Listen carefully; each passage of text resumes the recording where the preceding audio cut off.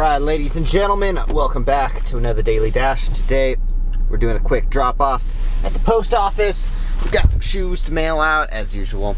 We're going to drop them off at UPS today. I think I came up with a mailing cheat code, and that is mail through USPS, but drop them off at UPS, because UPS is always way nicer to go to. And I just discovered this the other day, that I can just drop off my USPS packages at UPS.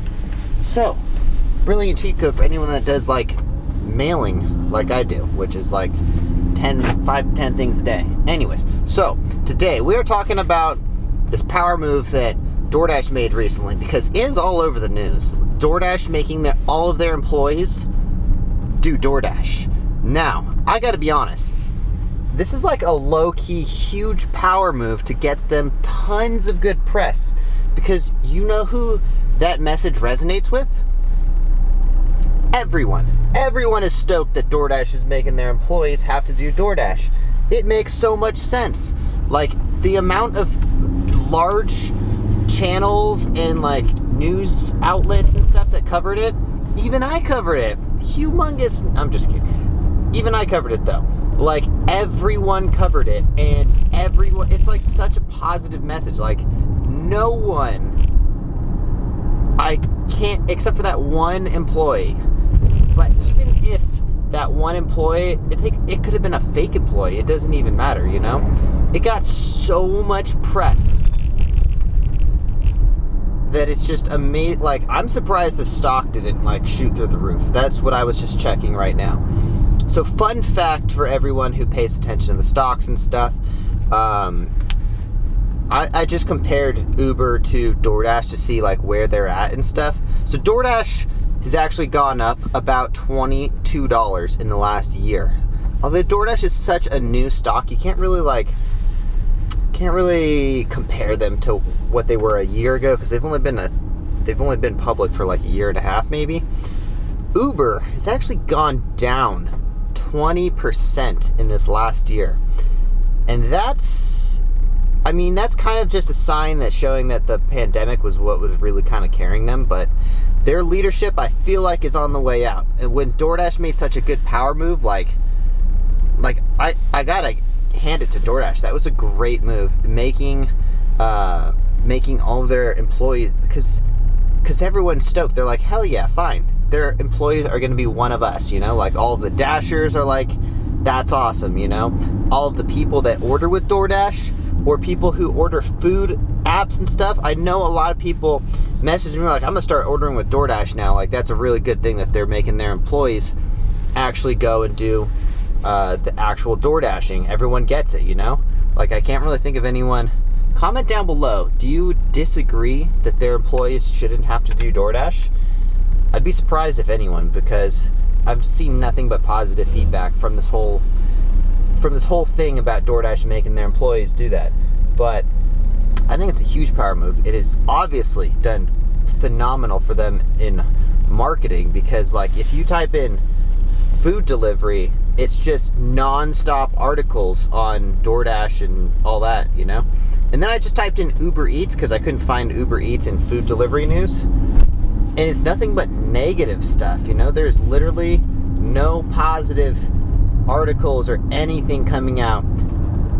It's in fact the polar opposite. It's just negative stuff. Uber Eats driver shortage leads to widespread food waste and staff. Doordash makes a huge power move, which is kind of what got me the idea for this video. Uber Eats driver sends photo of her dumped in a bush, or of her order dumped in a bush. I gotta make a video on that one next. But anyways, it's nothing but negative press for Uber Eats lately. I think Doordash is just straight up gonna wipe them out pretty soon. Like, Doordash has Doordash isn't Uber Eats, you know? Like, it's not just Eats, you know? Doordash can literally mean go to anything, you know? They can literally start delivering people, which I'm kind of surprised they don't do yet. But I don't know. Maybe there's probably some logistics that make that not a good idea. I don't know. I'm sure Tony Zhu would do it if it made sense. But anyways, I'll be right back when we get an order. Hopefully we get something soon. Driving over into the area with all the restaurants. Be right back. Alright, we just dropped off the shoes. Now we're headed to the gym real quick. Man, I never get any good orders in Vegas anymore. But when I was in Salt Lake about a week ago, I made probably more money on Doordash than I have ever made this entire year, and that was $90. But it was $90 in about 3 hours. But it was at nighttime, which is why I didn't film it. But it was just booming, and I was like, man, if this keeps up, I'm just gonna keep doing Doordash. The problem is I don't make that kind of money in Vegas anymore. It's like not even heard of anymore. Like, I can't remember the last time I made decent money. I wonder if it's just oversaturation, like, because I was doing like a plus $2 thing in Salt Lake, but I wonder, it was also snowing, but I wonder if it's just due to oversaturation in Vegas. Let me know in the comments down below. How much did you guys make today? Or like, what's the most you guys have made in the last week or so? And what area are you delivering in? Sorry, I'm driving right now, so I get a little distracted. But what area you guys delivered in? Shout out your city down below. So I'm in southeast Las Vegas. In like, I live near like the Silverado Ranch area. That's the street that I'm turning onto right now. But anyways, let me know which area you guys deliver in. And, yellow light.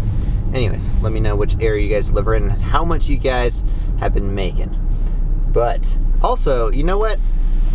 Who's doing Grubhub and Uber Eats? Do you guys, which app is like your go-to one? Because I haven't done any of those apps before.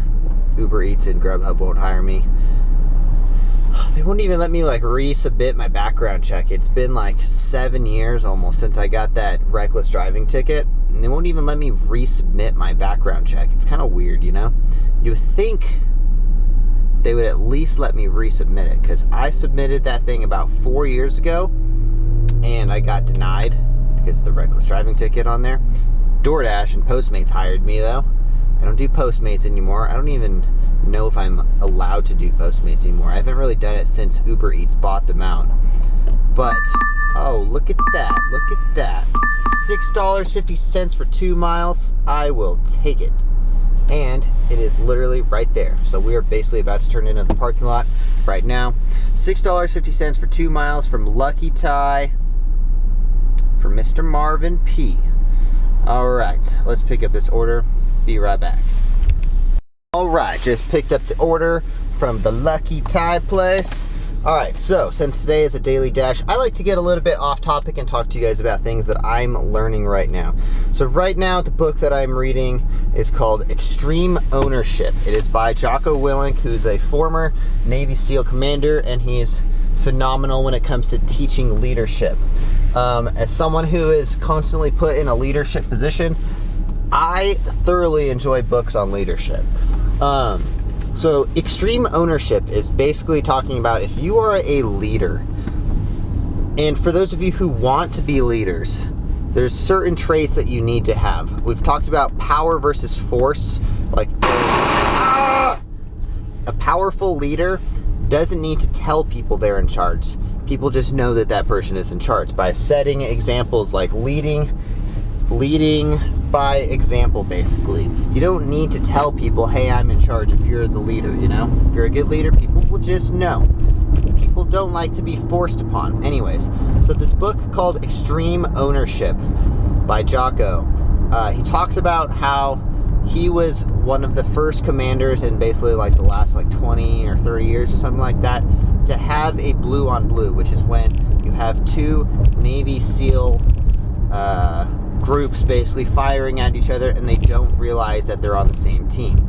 Anyways, he owned that position, you know?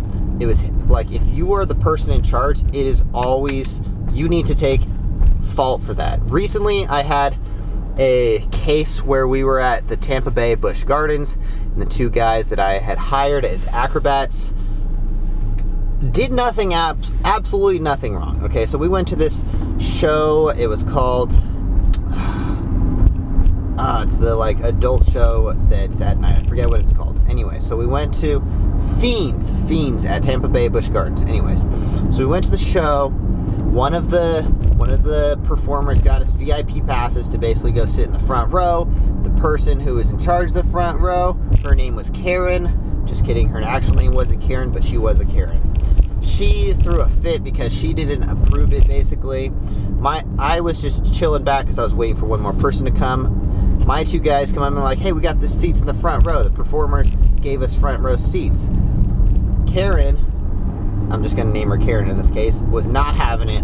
Went and yelled at my guys, who were just kind of like, whoa, like, chill out. And she was not happy about it. She went and told the VP of entertainment, who then comes up to me and says, hey, your guys are giving my person a problem, they're like, who's in charge of these people? And I was like, hey, it's my fault.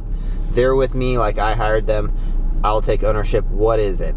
And he was like, no, I want to go get those guys. I was like, no. It's my fault. I'm in charge of these guys. Okay? And this is one time, like, recently, where I took absolute ownership of this. You know, I was like, Dylan and Trace, you guys know what I'm fucking talking about if you're watching this video. Basically, the guy wanted to yell at my guys. And I was like, no, it's my fault. So I diffused the situation. And honestly, I took ownership of it because I did not want this guy to go and talk to Dylan and Trace. They would not deal with executives very well. And I do not get mad in these kinds of situations. And it ended up, like, after he realized I was taking ownership of this and I diffused the whole situation, nothing happened. It was all good, you know? He's like, you're right. Okay, it wasn't their fault. Like, we came to an agreement. Anytime you take ownership, a leader takes ownership of something that goes wrong, generally, it always works out better than if you were a leader and you were just blaming other people. Like, anytime a leader blames other people, that just shows that they're not a good leader. Anyways, so, little off topic, but I like to talk to you guys on my daily dashes about things that I am currently learning. And that's one of the books that I'm reading. So, you guys watch the Daily Dash and you hate that I get off topic sometimes. This is what happens on the Daily Dash, you know? We just kind of ramble about stuff. But I like to talk. I read a lot of books and I like to talk about the things that I'm learning. That way, anytime you talk about things you're learning, it engraves them into your brain a lot better than if you just read something and then you never talk about it, you know? So, you guys are like my journal. Anyways, let me know what you guys think down below about extreme ownership. And let me know in the comments down below what book you guys just read or what book you guys are currently reading. I'm big on Audible books because if you can just drive around and listen to Audible books, like while I was waiting for this order, I was just sitting there listening to the book that I'm reading, you know? Reading, listening to, I don't know, what's the difference? Anyways, be right back. We're pulling up to this house right now. Alright, and we are losing our camera for a second. Alright, anyways, that is going to conclude today's video. I've done enough Doordash. I gotta get to the gym because I'm almost done drinking this pre-workout. And it is about to kick in pretty soon, if it already didn't kick in. Anyways, and I'm getting logged up by Doordash. Look at that. $6.50 to drive to the post office. Not bad. That's why I always tell people, look, you got to do the casual dashing, because when you just dash while you're driving around, I only drove about a mile out of the way today. So I basically got paid $6 to drive 1 mile. And it was convenient, you know? So now I'm on the way to the gym. This is why I always tell people, casual dashing is the way to go, you know? Now by the time, if I need to make more money, I've already made that $6, you know? I'm already like, I don't know. I'm already... Anyways. Alright. I gotta wrap up today's video because I'm just rambling. Thank you guys for watching. If you guys enjoy these videos at all, please consider subscribing to the channel. And also smash that like button for me. We got a good sale going right now. 30% off. Off-Axis shoes. Using the discount code OFFAXIS10. Go check out some shoes. And also, check out this new design that we got. We got the camo shoes. Where are we at? Come on. Bam! Wait. Bam! Look at that. What do you guys think of the camo design? Let me know in the comments down below. Would you guys buy camouflage designed shoes? Anyways, I think they're freaking dope. I'm so stoked about them. We'll get the sample pretty soon. But anyways, we will see you guys the next one. Thanks for watching. Peace. Drive safe. Make that money.